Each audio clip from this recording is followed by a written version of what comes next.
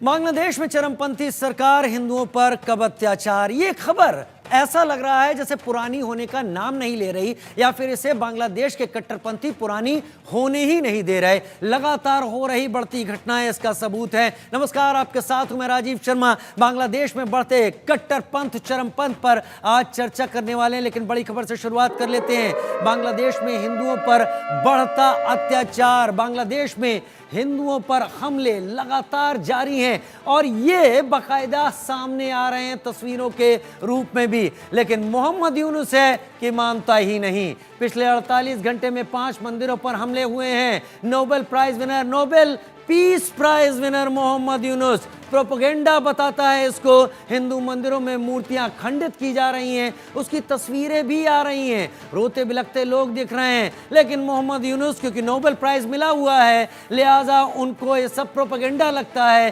कट्टरपंथियों को खुली छूट दे दी है। जमात के नक्शे कदम पर चलते हुए मोहम्मद यूनुस दिखाई पड़ रहे हैं। 48 घंटों में 5 मंदिरों पर हमला, लोगों के घर तोड़े गए, मंदिरों को तहस नहस कर दिया गया। ऐसा लग रहा है कि बांग्लादेश में अब केवल और केवल इस्लाम के मानने वालों के लिए ही जगह तैयार करने की जमीन बना रहे हैं मोहम्मद यूनुस, और लिहाजा इसीलिए वो आंख फेर कर बैठे हैं।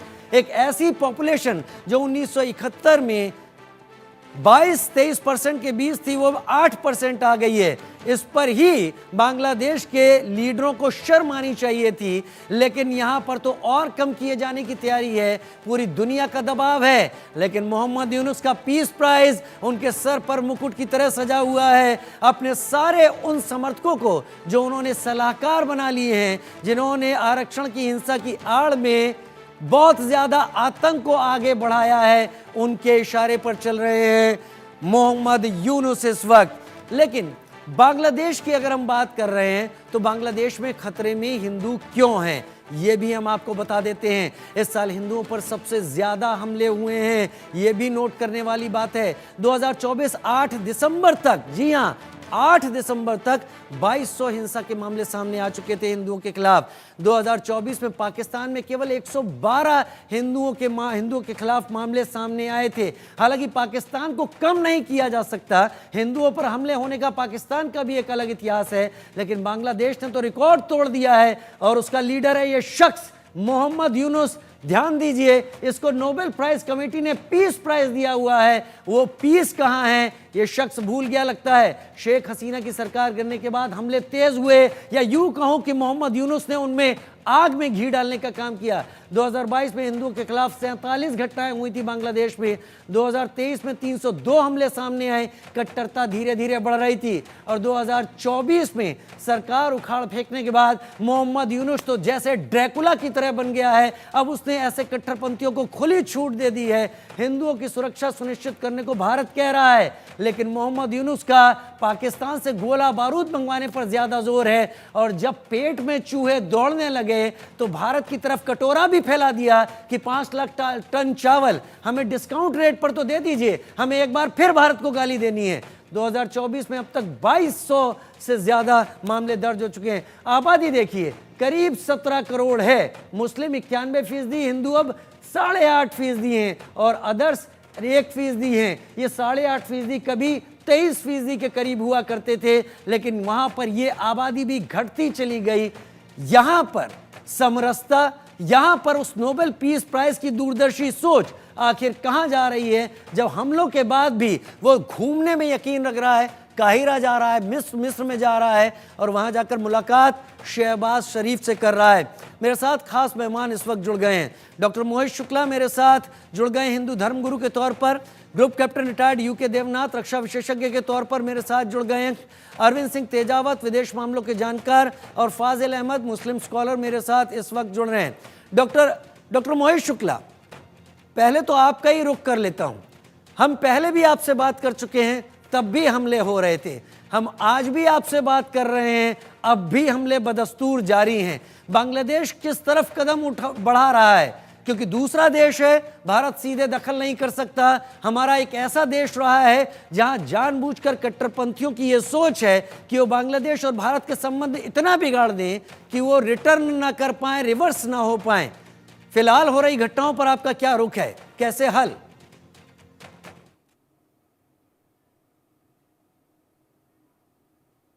डॉक्टर मोहित शुक्ला, आवाज आ रही है आपको?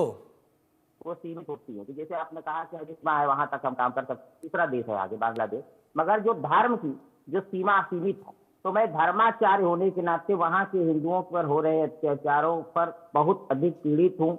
मुझे बड़ा कष्ट है, और यदि इसी तरह अत्याचार होता रहा तो अंतिम विकल्प जो है, जो भगत सिंह ने अपनाया, जो राम प्रसाद बिस्मिल ने अपनाया, जो हमारे चंद्रशेखर आजाद ने अपनाया, वही वहां के हिंदुओं को अपनाना पड़ेगा। क्रांतिकारी कदम इसे कहते हैं, और वहां पर एक अलग हिंदू राष्ट्र बनाने की मांग उठानी पड़ेगी, और इसके अलावा अन्य कोई विकल्प नहीं बचता, क्योंकि वहां हिंदू सुरक्षित नहीं है। समूल उसका नाश कर देंगे, या तो धर्मांतरण करो और या फिर बांग्लादेश छोड़ दो। ये वहां के कट्टरपंथियों की स्पष्ट विचारधारा है, और इसके ऊपर अगर आप अनुमति दे तो मैं 4 पंक्ति बोलना चाहता जी। भगवान ने हिंदुओं को पहली लगन लगा दे, सनातन धर्म के खातिर मिटना इन्हें सिखा। डॉक्टर मोहित शुक्ला, हम हिंदुओं का सबसे बड़ा देश है, 80% के करीब हिंदू पॉपुलर जनसंख्या यहाँ भारत में है। यहाँ भारत के धर्मगुरु एक सुर होकर अब तक क्यों नहीं सामने आए? देखिए, जो भारत में समस्त हिंदू धर्मगुरु, और कल तो मैंने एक इस्लामिक स्कॉलर की भी बात सुनी, उसके पहले भी कल इस्लामिक धर्मगुरु बोल चुके हैं। उन्होंने भी कहा कि देखिए, हम सब एकजुट हैं, हिंदुओं पर अत्याचार वहां पर रुकना चाहिए, और सभी लोग इस पर सहमत। इस पर कोई ये नहीं कह रहा है कि हिंदुओं पर वहां अत्याचार होना चाहिए, और सब लोग एक मत होकर ये बात बोल रहे हैं। मगर जो वहां के कट्टरपंथी हैं, देखिए कट्टरपंथी जो होते हैं ना मुस्लिम, वो जो है उदारवादी मुसलमानों को भी मारते हैं और हिंदुओं को भी मारते हैं। जो व्यक्ति उनकी बात की खिलाफत करता है, या उनको ये लगता है कि यहाँ पर हमारे जिहाद का जो है मार्ग अवरुद्ध हो रहा, वहां वो करते। वहां पहले उन्होंने जो उदारवादी मुसलमान थे उनको अत्याचार किया, और जो वहां की सरकार थी उसको उखाड़ के फेंक दिया। उसके बाद ये साजिश थी मोहम्मद यूनुस को वहां पर, क्योंकि ये शांति पुरस्कार मिला था, तो विश्व को दिखाने के लिए कि देखिए ये बड़ा शांति पुरस्कार वाले व्यक्ति को हमने प्रधानमंत्री बनाया, बड़ा शांति। ये दिखाने के दांत कुछ और है और खाने के कुछ और होते कट्टरपंथियों के। तो इस प्रकार से ये वहां पर अब ये हिंदुओं को निशाना बना रहे हैं कि हमारा जो कट्टरपंथ है और जो शरीयत का कानून वहां लागू हो जाए, इसमें अगर हिंदू रहेंगे तो हमें सर्वधर्म समभाव को लेके चलना पड़ेगा, जैसे भारत चल रहा।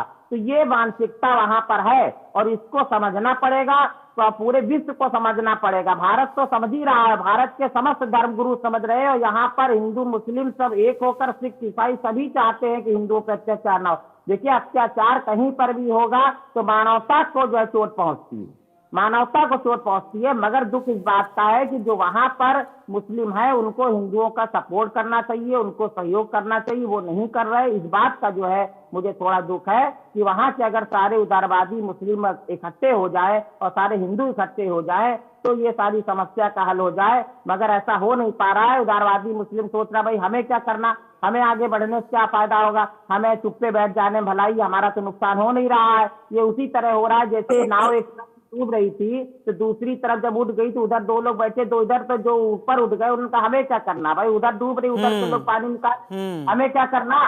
तो वही हाल वहां के उदारवादी मुस्लिम सोच रहे, हिंदू काटा मारा जा, हमें क्या करना। अगर वो भी एकजुट हो जाए तो आप ये निश्चित जान लीजिए कि नहीं, मैं तो ये बात कह रहा हूं कि जय फिलिस्तीन का नारा लगाने वाले हमारे संसद में पहुंचे थे शपथ ग्रहण के दौरान। फिलिस्तीन का बैग लिए हुए लोग पहुंच जाते हैं, जो वहां पर अत्याचार की बात करते हैं उनके समर्थन में खड़े होते हैं। क्यों नहीं इसी तरह की मुहिम भारत में उठाने वाले लोग दिखाई पड़ते हैं?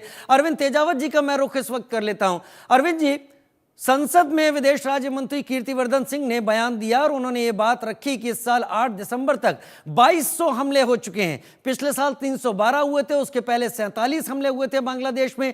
धीरे धीरे ये चीजें बढ़ती गई और इस बार खासतौर पर इन हमलों का बड़ा हिस्सा या बहुत बड़ा हिस्सा जुलाई के बाद से, जब शेख हसीना को यहां से उखाड़ फेंका गया, उसके बाद सामने आया है। बांग्लादेश इस पर ऐतराज जता रहा है कि ये सारे आंकड़े भारत ने मनगढ़ंत पेश किए हैं। क्या बांग्लादेश तय कर चुका है कि भारत के साथ अब सीधे टकराने की बात सामने रखेगा? क्या डिप्लोमेसी जो बांग्लादेश फॉलो कर रहा है वही भारत को फॉलो करनी चाहिए? अरविंद जी, राजीव जी, दरअसल चीजों को समझने की कोशिश कीजिए। पहली बात तो ये सब इसलिए हो रहे हैं कि वहां जो सरकार है वह बहुत मजबूत सरकार नहीं है। जमीनी लेवल पर उसका जो नियंत्रण है वह पूरी तरह से खो चुकी है। एक तरीके से सरकारी नाम का जो ढांचा है वो जैसे तैसे चल रहा है। दूसरा ये कि ये जो इन सारे निचले स्तर पर होने वाले राइट्स हैं या उनको नियंत्रण करने वाली जो ब्यूरोक्रेसी है वो दरअसल बहुत सदमे में है। जब सत्ता परिवर्तन होता है तो ऐसी हालात में ब्यूरोक्रेसी और वो जो बीच का जो तबका है जो कि सरकार से जुड़ा हुआ है वो ये तय नहीं कर पाता है कि अभी उसे जाना किस दिशा में है। तो ऐसी हालत में वह नियंत्रण नहीं कर पा रही है। और अगर जो कोई कर रहा है, जो ऐसे कदम उठा रहा है, उसके खिलाफ जो वहां की आम जनता है जिसको डिप्लोमेसी और इन सब चीजों से कोई लेना देना नहीं है, उसके अपने फ्रस्ट्रेशन है, अपनी कुंठाएं हैं जो कि वहां कत्ल और वो सब कर रही है। अब मैं मोहित जी से एक बात से तो सहमत होना पड़ेगा, क्योंकि जो बांग्लादेश की आबादी जो 1971 में लगभग 23 से 24% थी, वो 8 से 8.5% रह गई है। तो इसके 3 कारण हो सकते हैं। पहला तो ये कि क्या वो सारे हिंदू मारे गए हैं।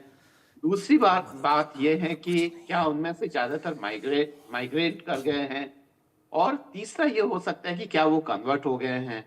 पर ये जहां तक भारत सरकार के जो साउथ ब्लॉक में बैठे हुए लोगों से ये पूछा जाए या बात की जाए तो वो लोग ये कहते हैं कि ये दरअसल बांग्लादेश का आंतरिक मामला है और अगर हम वहां पे कुछ करेंगे तो वह फॉरेन इंटरफेरेंस कहलाएगा। और ऐसे में हम पाकिस्तान और दूसरे मुस्लिम राष्ट्रों को भी ये हक दे देंगे, मालदीव भी हमारे बगल में, वो भी मुस्लिम राष्ट्र है, बांग्लादेश है, कि जब भी यहाँ भारत में जब इस्लाम को मानने वाले या अन्य धर्मों को मानने वाले जिसमें सिखिज्म भी है, तो उनपे जब होगा तो वो भी फिर वही करेंगे जो कि हम यहाँ के लोग कर रहे हैं। तो ये बहुत सारी कॉम्प्लिकेशंस हैं। तो मीडिया की लेवल पर हम ये कर सकते हैं, पर ये एक और देखिए कि बांग्लादेश में इंडियन मीडिया बहुत पॉपुलर है और यहाँ पे जो कुछ भी हमारा बोला जाता है वो वहां तक पहुंचता है और वो जनता की भावनाओं तक भी पहुंचता है। तो ये सारी चीजें हैं, बहुत सारे जो दक्षिण एशिया की जो राजनीति है उसमें ये सारे जटिलताएं हैं जिनको हमें ध्यान से देखना पड़ेगा राजीव साहब। जिनको हमें ध्यान से देखना पड़ेगा। मेरे साथ मुस्लिम स्कॉलर भी इस वक्त जुड़ गए हैं। फाजिल अहमद हमारे साथ मुस्लिम स्कॉलर के तौर पर इस वक्त जुड़ गए हैं। मैं स्क्रीन पर चाहूंगा कि सबको दिखाया जाए जो हमारे सारे गेस्ट हमारे साथ इस वक्त जुड़ गए हैं और मैं इन्हीं का रुख करूंगा। फाजिल साहब, कुरान में एक आयत है, लकुम दीनकुम वलिया दीन। इसका मतलब मैं तुम्हारी इबादत का सम्मान करता हूं, तुम मेरी इबादत का सम्मान करो। अगर कुरान की आयत में यह बात लिखी हुई है तो ये बांग्लादेश में कौन सा इस्लाम है जिसे कट्टरपंथी फॉलो कर रहे हैं? राजीव जी, किसी भी देश की सरकार न कुरान से, न गीता से, न रामायण से नहीं चलती। पॉलिटिकल वेंडेटा होता है, राजनीतिक दिमाग से सरकारें चलती हैं, जिसको जहां सूट करता है। प्रधानमंत्री फिलिस्तीन के लिए बढ़ चढ़ के मदद किए, वहां दवाइयां भेजी, राहत सामग्री भेजी। यूएन में फिलिस्तीन को अलग राष्ट्र बनाने की सबसे पहले भारत ने अगुवाई किया पूरी दुनिया की। नहीं, आप मेरी बात को अलग ले जा रहे हैं फाजिल भाई। मैं ये कह रहा हूं कि जो आए दिन मंदिर तोड़े जा रहे हैं, जो आए दिन हमले हो रहे हैं, अगर कुरान ये बात कहती है कि लकुम दीनकुम वलिया दीन, तो वो लोग कौन सा इस्लाम फॉलो कर रहे हैं कट्टरपंथी वहां पर? नहीं, वही बात मैं कह रहा हूँ, उसी पर आ रहा हूँ। आप बीच में बेचैन हो जाते हैं, थोड़ा सुन लिया कीजिए। जब हम बोलते हैं तो आपको बेचैनी पकड़ लेती है। जब मैं कह रहा हूं कि फिलिस्तीन पर प्रधानमंत्री ने इतनी बड़ी मदद की, आज भी मदद कर रहे हैं। सीरिया पे हमला हुआ, 12 घंटे के अंदर, मतलब 1 घंटे के अंदर भारत ने कह दिया कि हम सीरिया के सरकार के साथ। जब भी मिडिल ईस्ट में मुसलमानों पर कोई हमले होते हैं या किसी तरह का कोई तकलीफ होती है तो भारत सरकार, प्रधानमंत्री नरेंद्र मोदी जी तुरंत उनके बगल में खड़े हो जाते। तो क्या बांग्लादेश के हिंदुओं से उनको प्यार नहीं है? अगर बांग्लादेश में कुछ होता, आप मेरी बात का जवाब कुछ और दे रहे हैं फाजिल भाई। मेरा बहुत सीधा सा सवाल है, पिछले 20 दिनों से एक के बाद एक हम इश्यू को, अरे आप इस वक्त ये कह रहे हैं कि प्रधानमंत्री क्यों नहीं खड़े हो रहे हैं। मैं बात कर रहा हूं उस इस्लाम की जिसे सब फॉलो करते हैं। अगर संदेश एक है, हमारे देश में माना जा रहा है, दूसरे देशों में माना जा रहा है, तो बांग्लादेश में कौन लोग आ गए? अब सुन लीजिए, बांग्लादेश की मीडिया, जैसे आप लोग दिखा रहे हैं ना यहाँ पे, बांग्लादेश की मीडिया ये दिखा रही है कि हिंदूवादी सरकार ने 5 मुसलमानों का संभल में कत्ल कर दिया। ये बांग्लादेश की मीडिया में चल रहा है। अब उसके लिए क्या कीजिएगा? उसको बदल दीजिएगा? तो ये सब चीजें जो है राजनीतिक रूप से जो बातें होती हैं वो चलती रहती हैं। और अब वहां कह रहे हैं कि फिर तो मैं यूएस गवर्नमेंट की को भी गलत कह दूं, यूके गवर्नमेंट को भी अब गलत कह दूं कि वो भी जो कह रहे हैं भारत और बांग्लादेश का मसला अब रह नहीं गया। शायद फाजिल साहब, ठीक है, मैं बड़ी खबर दिखा दूं, बांग्लादेश की क्या स्थिति है वो भी दिखा दूं। फाजिल भाई, 3 सवाल हो चुके हैं, औरों का भी इंतजार कर रहा हूं। बांग्लादेश में हिंदुओं को लेकर ग्राफिक्स के जरिए कुछ जानकारी सामने रख देता हूं, क्या वहां पर हो रहा है वो बता देता हूं। ये हम नहीं रख रहे, ये तस्वीरों के तौर पर सामने आ रहा है और हमारे पास से नहीं आ रहा है, ये बांग्लादेश से ही सामने तस्वीरें आ रही हैं। यहां पर देखते हैं, 4 जिलों की बात कर लें। गोपालगंज, यहां पर 26% हिंदू हैं। खुलना, यहाँ पर 20% हिंदू हैं। मौलवी बाजार, यहाँ 24% हिंदू हैं। ये हम सारी आबादी बांग्लादेश की बता रहे हैं। और ठाकुर गांव, यहाँ 22% के करीब हिंदू हैं, जो कि ठीक ऊपर का वो हिस्सा है जिस पर बांग्लादेश इस बात को कहते हैं, और वहां के कट्टरपंथी खास तौर पर, कि यहाँ तो चिकन नेक है, यहाँ से हम भारत को काट के दिखा देंगे। तभी वहाँ फजल जो कि उनके मोहम्मद यूनुस के सलाहकार बने हैं, उन्होंने ये तक कह दिया कि हम तो अब पश्चिम बंगाल, असम और त्रिपुरा को भी बांग्लादेश के मैप में मानते हैं। खैर, बांग्लादेश में हिंदुओं की आबादी कहां कहां बड़े रूप में है वो हम आपको दिखा रहे हैं। और इसमें 2 हिस्से ऐसे हैं जो सीधे भारत से लगे हुए मिलते हैं, और एक हिस्सा थोड़ा अंदर की तरफ जो खुलना कहता है, जहां 20% है, और तीसरा मौलवी बाजार का इलाका, ये भी भारत के बॉर्डर से मिलता है। यानी सेंट्रल बांग्लादेश में ऐसा कुछ नहीं है जहां पर ढाका है, जहां पर बाकी कुछ है। मैं अब इस जानकारी के साथ मैं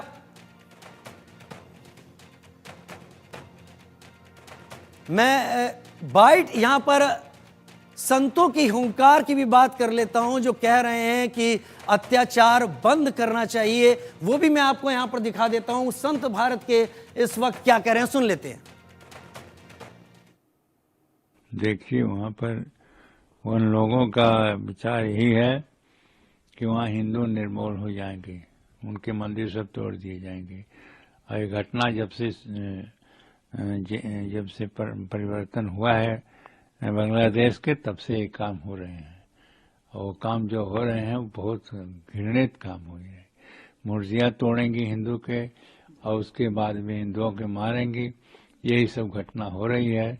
कहा जा रहा सरकार से कोई वैसे यहाँ के भेजे तो थे, बातचीत तो कुछ चल रही है, लेकिन बातचीत से हल नहीं होना है। इसको तुरंत आक्रमण करके और उसको रोकना है। हम बांग्लादेश सरकार और सभी वहाँ पर अधिकारीगण, पुलिस इत्यादि से निवेदन करते हैं कि वहाँ के सभी नागरिकों को, विशेष रूप से अल्पसंख्यकों को पूर्ण रूप से सुरक्षा दी जाए। हमारे जितने भी वहाँ पर मंदिर हैं, जहाँ पर स्वेच्छा से सभी नागरिक अपने अपने धर्मानुसार प्रार्थना इत्यादि कर रहे हैं, उन मंदिरों की सुरक्षा हो, उन विग्रहों की सुरक्षा हो और उन भक्तों की सुरक्षा हो। तो बांग्लादेश के सरकार से भी हम यही निवेदन करते हैं। तमाम मेहमान मेरे साथ इस वक्त जुड़े हुए हैं, आप सबको एक एक करके देख पा रहे होंगे। यूके देवनाथ सर, अब आपका रुख मैं यहाँ पर कर लेता हूँ।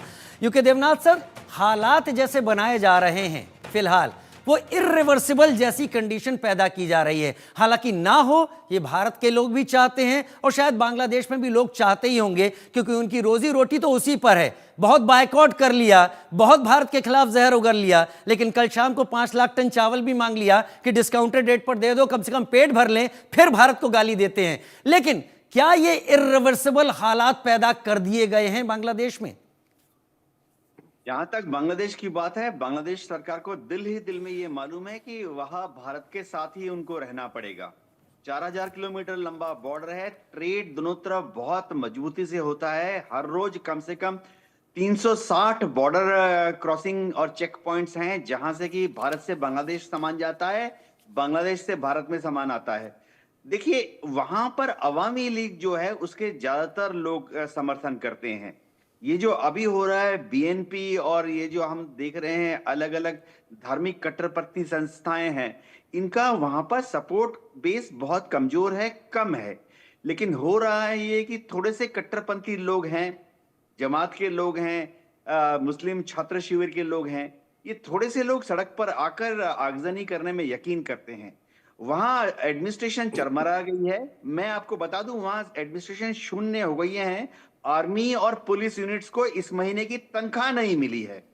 तो इससे आप देख सकते हैं कि ढाका की सरकार की जो पकड़ है वो शून्य है। अगर आर्मी को दूर दराज के क्षेत्रों में तनख्वाह नहीं मिली है इस महीने की, तो और पुलिस वाले जो हैं उनको तनख्वाह नहीं मिली है, तो आप समझ सकते हैं कि पूरी तरह से अराजकता का माहौल है।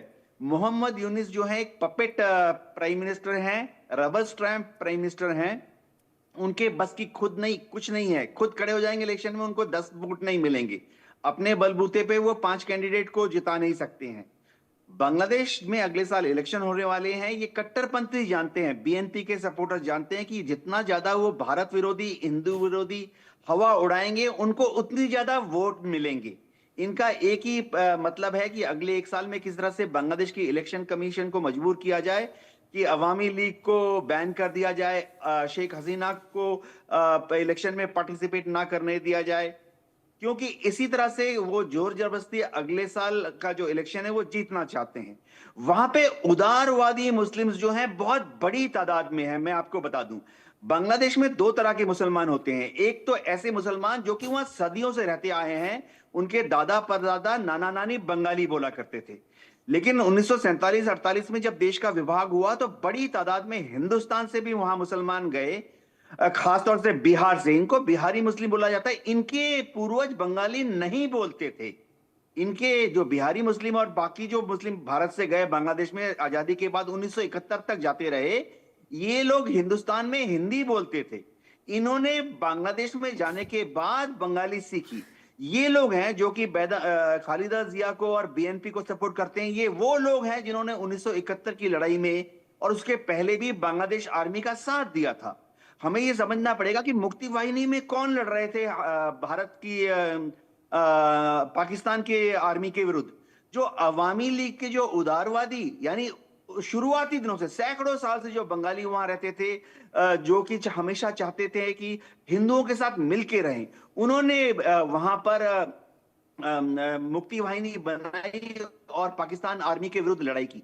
एक और चीज मैं आपको बता देता हूं कि आज भी अगर बांग्लादेश में फ्री एंड फेयर इलेक्शन हो जाएं तो बीएनपी जमात नहीं जीतेगी, अवामी लीग ही जीतेगी, क्योंकि वहां की जो इंटेलेक्चुअल इंटेलिजेंसिया जो है, पढ़े लिखे हैं, बुद्धिजीवी हैं, सब बहुत ही शायद यही वजह है कि अवामी लीग के ऊपर लगातार प्रतिबंध लगाए जा रहे हैं और अवामी लीग को और शेख हसीना को इस हालत में पहुंचाने की कोशिश है जिससे वो आगे आने वाले, अगर 2026 के लास्ट तक इलेक्शन होते हैं तो वहां पर कॉन्टेस्ट उस तरीके से ना कर पाए। डॉक्टर मोहित शुक्ला, आपका रुख करता हूं। इस्कॉन एक ऐसा संस्थान है जो कि विश्व के अलग अलग देशों में, अमेरिका जाए वहां मिलेगा, ब्रिटेन वहां मिलेगा, नॉर्वे में मिलेगा, आपको यूरोप के कई देशों में मिलेगा, भारत में मौजूदगी है। लेकिन यही इस्कॉन बांग्लादेश में है तो वहां पर आतंकवादी की तरह पेश कर दिया जाता है। हिंदू बाय नेचर इस तरह का एग्रेशन नहीं रखता है, जो अब तक वहां पर रखता नहीं दिखाई पड़ा है, तस्वीरों में भी नहीं दिखाई पड़ा है, क्योंकि वकील तक उन्हें नहीं मिल रहे हैं वहां पर। अब हल क्या है? मोहम्मद यूनुस की सरकार ने आंख मूंद ली है।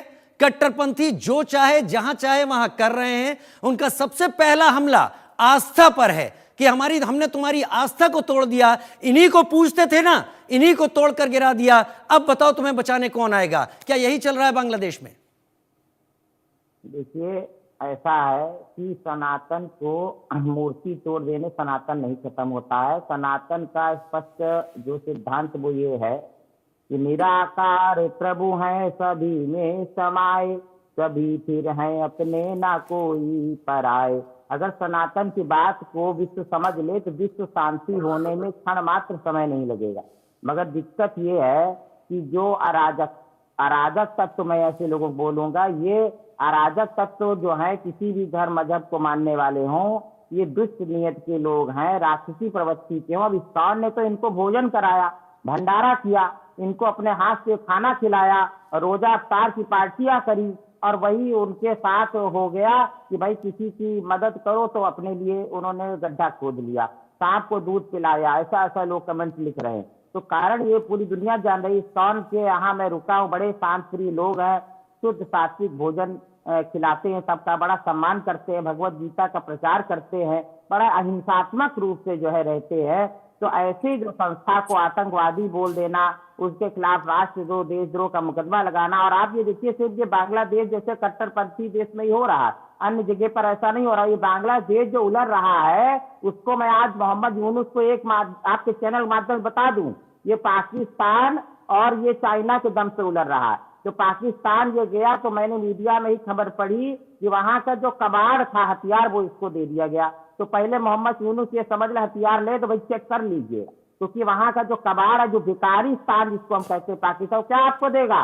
दूसरी चाइना का एक मैं उदाहरण दे दूं कि अभी एक सज्जन में दीपावली शुभकामना दे रहा था, तो वहां गया तो उन्होंने कहा अरे रुक जाइए, कान बंद करिए, बहुत बड़ा बम आया है चाइना से, इतना बड़ा। तो ये बढ़ेगा, तो लोगों ने कान बंद कर लिए कि फटेगा बहुत, तो खुश हो गया, सब हंसने लगे। तो ये चाइना की असलियत तो पूरा भारत देख, हम जो सामान लाते थोड़े दिन खराब हो जाता। तो ये बांग्लादेश सोच रहा है चाइना हमें हथियार देगा, टैंक देगा, तो टैंक को पैसा ले लेगा और चलेगा ही नहीं, सब कुछ हो जाएगा। और भारत की आर्मी कुछ मिनटों में ही पूरे बांग्लादेश, क्या हल है, क्या करे वहां का हिंदू, आपको क्या समझ में आता है? हथियार तो उठा नहीं सकता।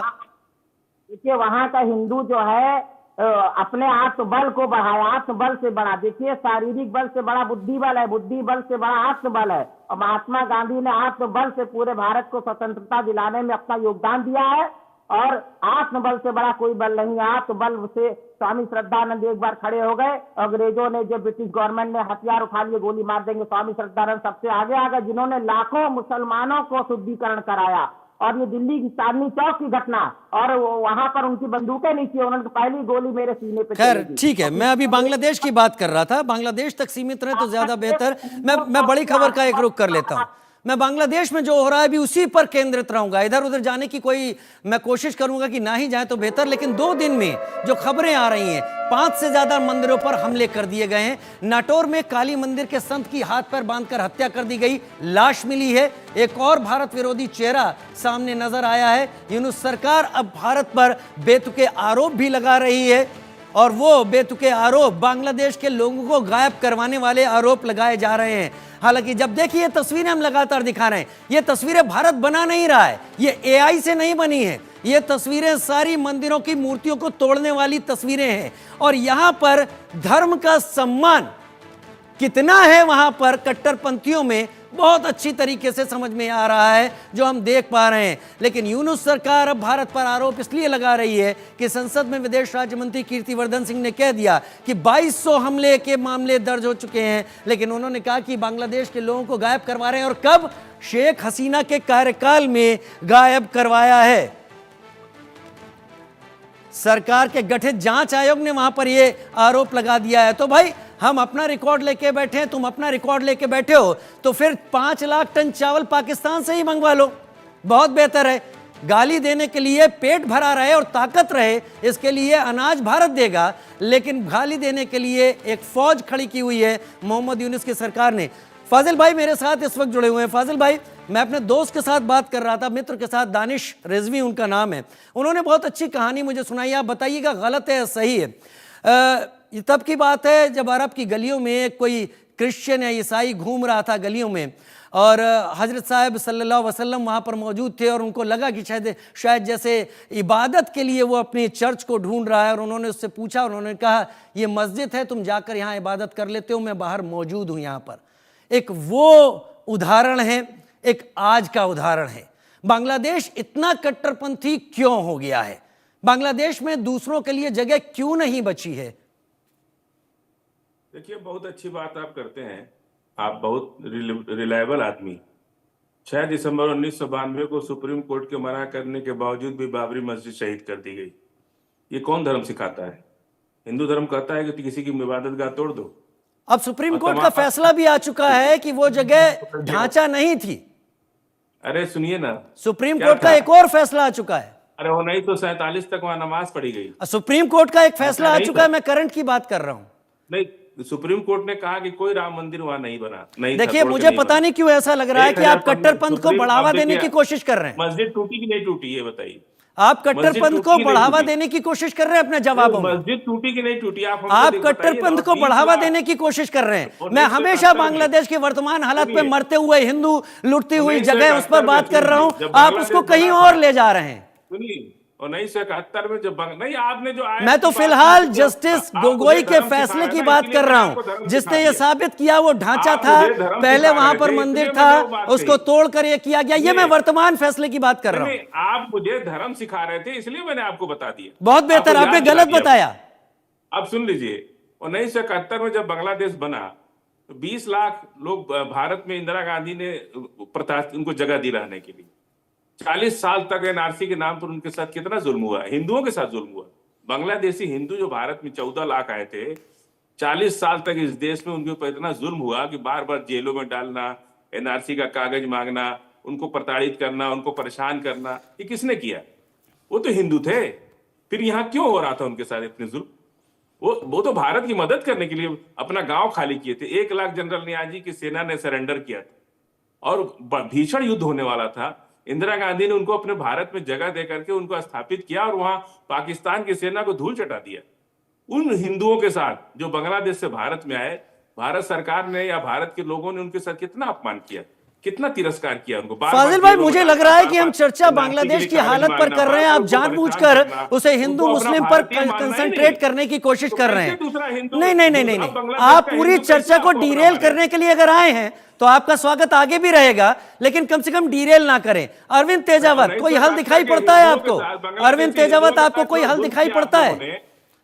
अरविंद तेजावत, क्या आपको कोई हल दिखाई पड़ता है इसका, जो बांग्लादेश में लगातार हो रहा है, इसके बावजूद कि बांग्लादेश को खाने पीने रहने सोने और अपना कपड़ा ओढ़ने के लिए, अपना बिजनेस करने के लिए भारत की जरूरत है, वो अगर इस तरीके की हरकतें कर रहा है तो बांग्लादेश ने क्या अपने लिए अपनी बर्बादी का रास्ता तय नहीं कर लिया है?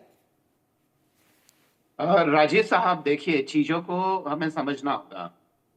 पहली बात तो ये कि बांग्लादेश में जो कुछ हो रहा है वो वहाँ लॉ एंड ऑर्डर की समस्या है।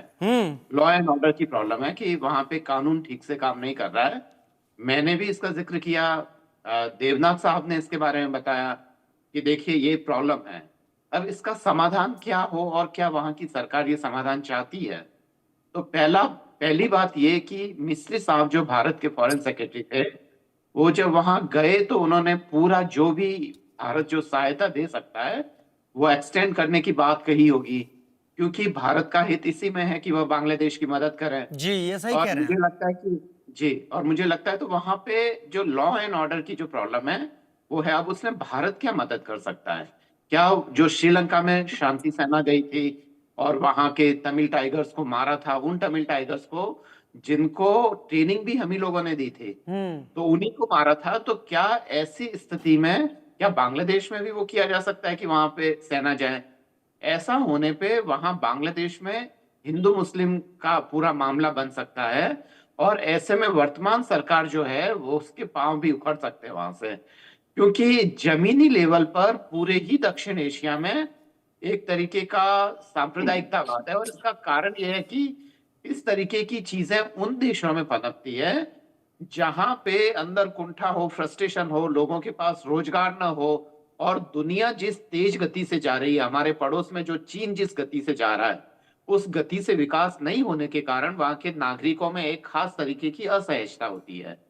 और ऐसी असहजता में व्यक्ति या तो कट्टरपंथ के पास चला जाता है या वह व्यक्ति मार्क्सवादी और वामपंथी और नक्सलाइट बन जाता है, जो कि हथियार उठा के सत्ता परिवर्तन करना चाहता है। तो ऐसी स्थिति में केवल दो ही ये होते हैं। अब भारत के पास ये है कि क्या वहां बांग्लादेश की सरकार चाहती है कि भारत उसको वाकई मदद करे? तो अभी ये सुनने में आया है कि यूनुस साहब जो हैं वो खुद एक पॉलिटिकल पार्टी बनाना चाहते हैं, और अगर वो पॉलिटिकल पार्टी बनाएंगे तो वो निश्चित रूप से ये चाहेंगे कि जो अवामी लोग हैं वो वापस भारत न लौटे, शेख हसीना भारत न लौटे, और जो वहां के जो स्टूडेंट लीडर्स हैं वगैरह, वो जो अभी अंडरग्राउंड है वो बाहर आके काम न करने लग जाए।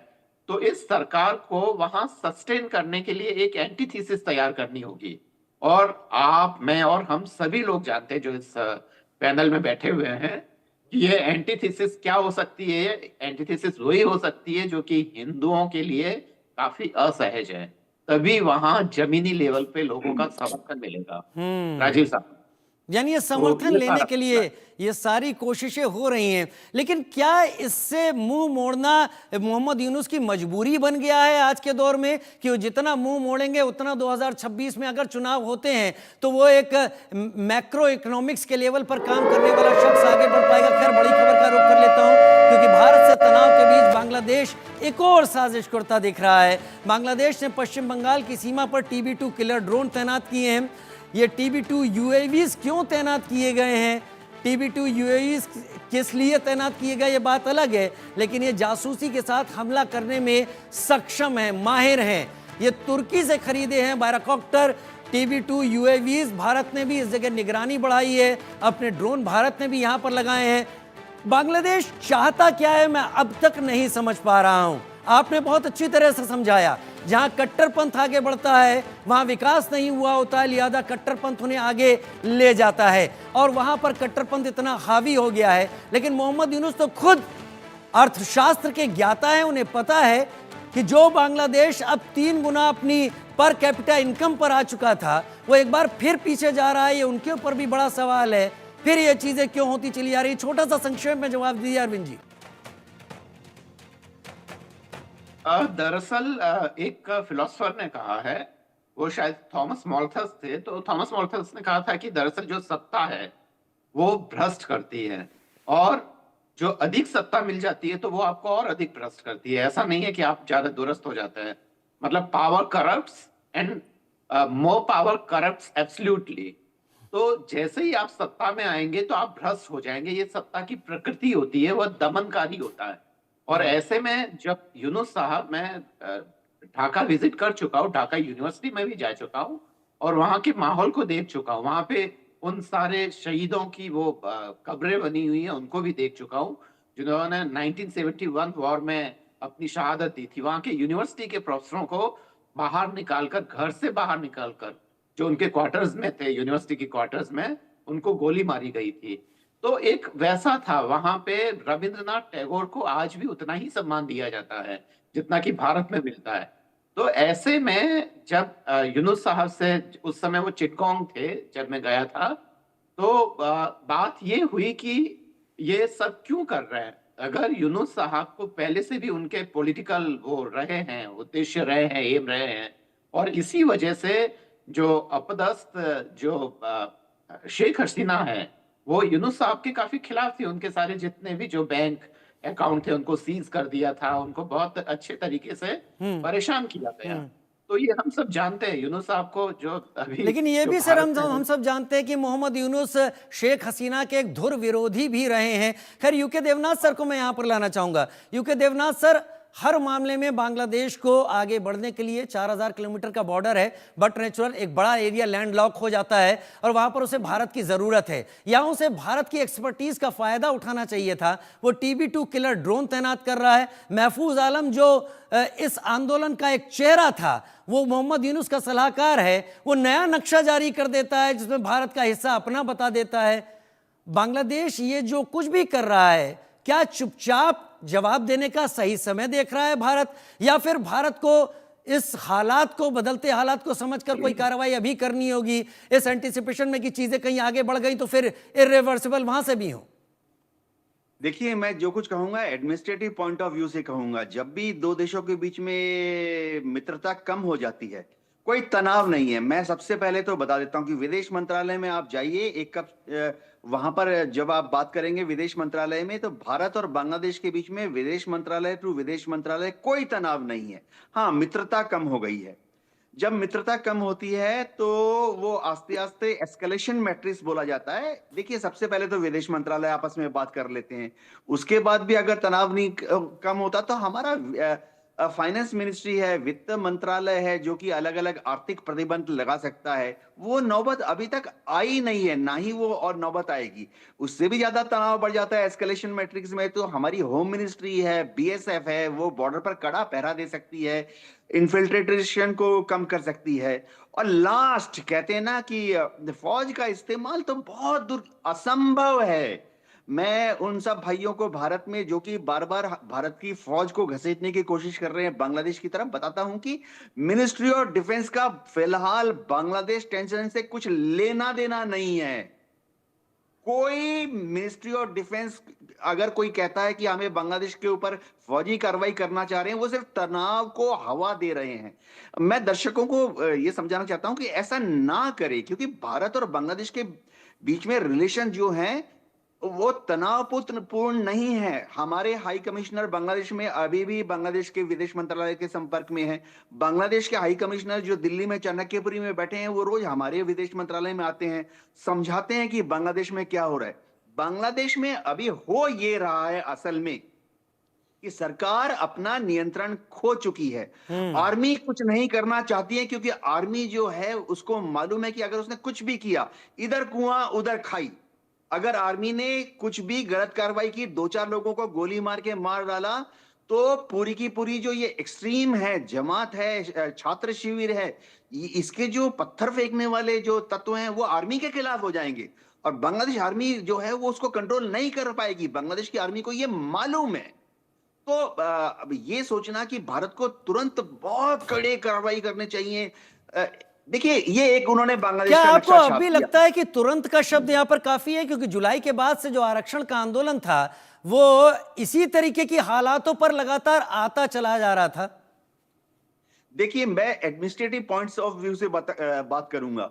क्या होता है कि किसी भी डेमोक्रेसी में 90% जनता हमेशा शांत रहती है, कभी भी पत्थर नहीं फेंकती, बसों में नहीं आग जलाती। लेकिन जब अराजकता फैल जाती है तो मात्र 10% लोग एक भीड़ में काफी होते हैं जो कि पत्थर फेंक सकते हैं, बस में आग लगा सकते हैं, पुलिस के ऊपर पत्थर फेंक सकते हैं, आर्मी के ऊपर हमला कर सकते हैं। ये 10% लोग ही हैं जो कि बांग्लादेश में फिलहाल गड़बड़ी फैला रहे हैं।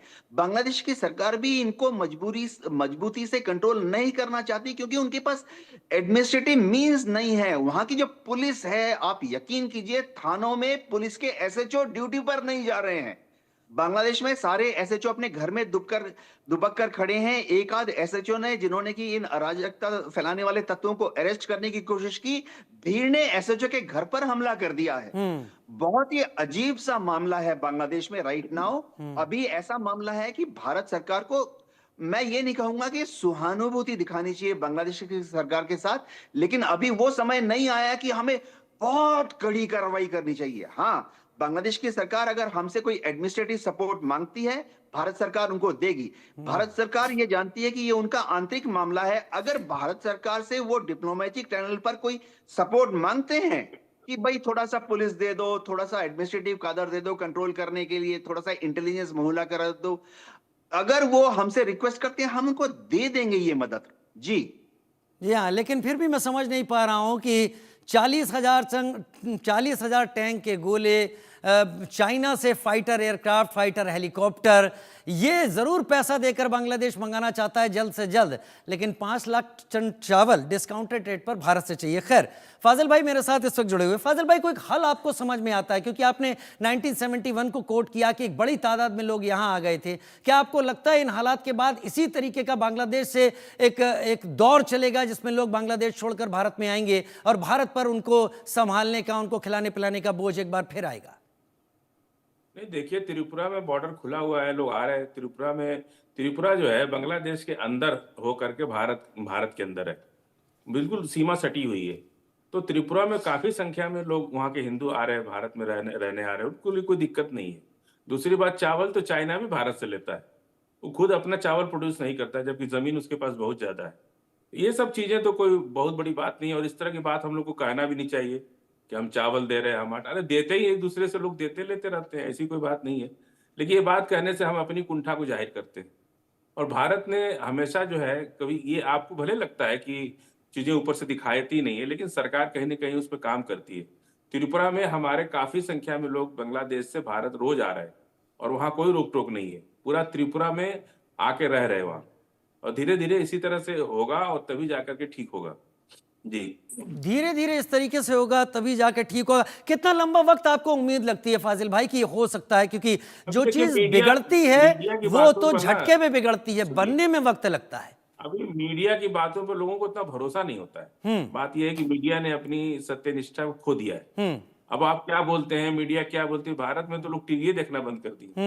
यहाँ की मीडिया इतना फेमस हो गया, बहुत से ज्यादातर लोग तो अब टीवी देखते ही नहीं, क्योंकि टीवी में अब मीडिया की चीजों पर चीजें बनती बिगड़ती नहीं है। मीडिया का परसेप्शन अब खत्म, मीडिया अपना अस्तित्व समाप्त कर चुका है। ठीक है, उसकी बातों को लोग सच्चाई में नहीं लेते, ठीक है, उसे सुन लेते हैं या देख लेते हैं, इसलिए मीडिया से चीजें नहीं होती हैं रियलिटी में। ठीक जो है, फिर बातें हमारे होती जरिए जो आपकी बात जा रही है उस पर भी लोग यकीन नहीं करेंगे। अरविंद जी, बिगड़ती जो चीजें हैं वो कम वक्त में चीजें बिगड़ जाती हैं, बनने में वक्त लगता है।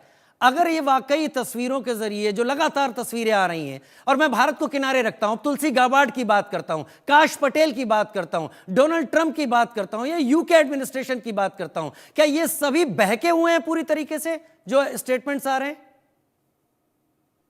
नहीं, ये तो सच है कि वहां पे जमीनी स्तर पे हालात ठीक नहीं है। मैंने भी बात की, हम सब ये मान रहे हैं, फजिल साहब भी मान रहे हैं, देवनाथ साहब भी मान रहे हैं और शुक्ला जी भी मान रहे हैं कि दरअसल जमीनी लेवल पे जो है हालात है वो ठीक नहीं है।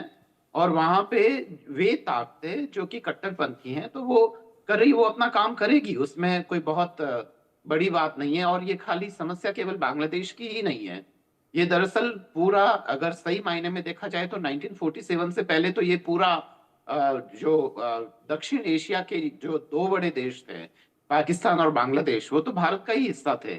अब वो कितना सफल रहे, क्योंकि पाकिस्तान में अपनी तरीके की समस्याएं हैं, बांग्लादेश में है, भारत में है, तो विभाजन होना ही कितना सही था या कितना तर्कपूर्ण था, ये है। हमने इतनी लड़ाइयां लड़ी, इतने आर्थिक संसाधन इसमें झोंके, इसलिए इस पूरे रीजन का जो डेवलपमेंट होना चाहिए था वैसा नहीं होना चाहिए। तो पॉलिसी लेवल पे बहुत सारे फेल्योर्स हैं। मुझे लगता है कि इतिहास उनका मूल्यांकन करेगा। मुझे लगता है राजीव साहब, शायद आपको आपकी बात का जवाब मिल गया है। जी हाँ, भारत मूल्यांकन करेगा, और तो मूल्यांकन जब करती है डिप्लोमेसी तो टाइम लेती है। अरविंद तेजावत ये बात सही यहाँ पर कह रहे हैं। अरविंद, यूके देवनाथ सर, क्या इस बीच में आपको इस बात का डर सताता है, भले भारत इसमें आगे ना बढ़े, मुझे भी पता है कि डिफेंस मिनिस्ट्री सबसे लास्ट में आती है और वहां तक आने की बात ही नहीं है, वो तो वहां पर मौजूद जो अभी फोर्स है वही उन चीजों को संभाल लेगी, लेकिन क्या बॉर्डर वोलेटाइल होने का कोई चांस आप देखते हैं? क्योंकि मैप बदलने की बात तो सलाहकार कर चुके हैं वहां पर इंडिया आउट कैंपेन शुरू हो चुकी है, बायकॉट इंडिया शुरू हो चुका है।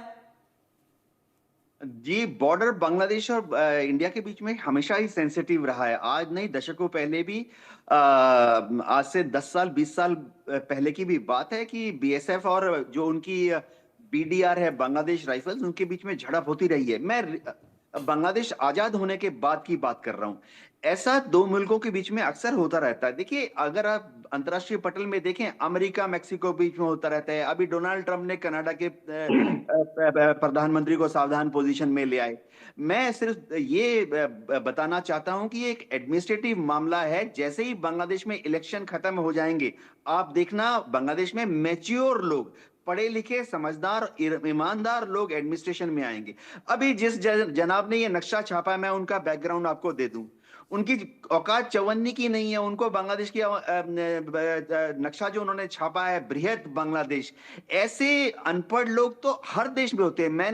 मैं भारत में ही बता देता हूं, भारत में मेरे सामने मैं बताता हूं, अभी डेटा है, नाम जिन्होंने बृहत भारतवर्ष, उन्होंने भारतवर्ष का नक्शा छापा हुआ है, जो कि अखंड भारत अफगानिस्तान ईरान से भारतवर्ष चालू होता है, और भारतवर्ष जो है बांग्ला से लेकर इंडोनेशिया तक का भारत का नक्शा, श्रीलंका को उन्होंने, मालदीव्स को उन्होंने भारत में दिखाया है। ऐसे अनपढ़ लोगों को हमें कोई तवज्जो नहीं देनी चाहिए। देखिए, TB2 ड्रोन की बात हो रही है, 1 मिनट दीजिए। मैं एयरफोर्स में था, और TB2 ड्रोन तो ये अभी की सरकार नहीं लाई है। इसका जो कॉन्ट्रैक्ट तुर्की के साथ साइन किया था, वो नहीं, मैं लाने की बात नहीं की थी सर। मैंने कहा था कि बॉर्डर पर एक्टिवेट हैं, वो उड़ रहे हैं, वो बाकायदा दोनों काम कर रहे हैं, लेकिन हल क्या होगा, हम इसी पर चर्चा कर रहे हैं। उम्मीद है हमारे दर्शकों को जवाब जरूर मिले होंगे, लेकिन मैं इस बात से पूरा मुतमईन नहीं हूं, पूरा इस बात को कंफर्म नहीं कह सकता कि और मंदिर तोड़े जाने की तस्वीरें नहीं सामने आएंगी। और फाजिल साहब, यकीन मानिए, वो तस्वीरें हम नहीं तैयार करेंगे, वो आएंगी बांग्लादेश से ही। हम देखेंगे और चर्चा एक बार फिर करेंगे, लेकिन क्या वहां का हाल होगा भगवान वहां पर देखेगा या फिर अल्लाह ही वहां का मालिक है, ये कहा जा सकता है। फिलहाल आप सभी जुड़े, अपनी बातें सामने रखी, बहुत शुक्रिया आप सभी का समय निकालने के लिए हमारे लिए।